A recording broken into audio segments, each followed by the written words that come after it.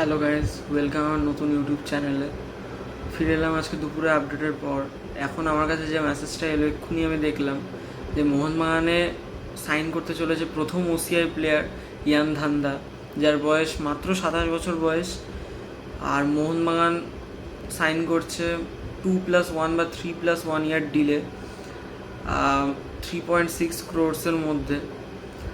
আর সম্ভবত মোহনবাগান ইয়ান ধান্দাকে একটা নেগোসিয়েশন পাঠিয়েছে যে 3.6 কোটি টাকার নিচে যদি সাইন করতে চায়। আর ইয়ান ধান্দাও দেখছে ভারতের ওসিআই রুলসগুলো কী কী।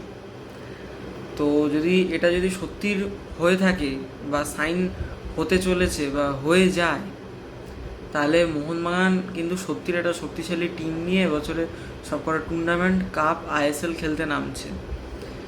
মোহনবাগানের এবারের ফরম্যাটটা হলো রাহুল বেকে, ইয়ান ধান্দা, মিগুয়েল দ্রাজিক, সামির আর সায়ন ব্যানার্জি। সত্যির একটা ভালো টিম নিয়ে নামছে। তার সঙ্গে যদি কোর টিমটা দেখা যায়, মোহনবাগানের অ্যালবার্টো রয়েছে, ডিমিহ রয়েছে, ম্যাকলারেন রয়েছে, বিশাল কায়েত রয়েছে, সুভাশিস বোস রয়েছে, তারপরে অনিরুদ্ধ থাপা রয়েছে, আপুইয়া আছে। খুব ভালো একটা টিম।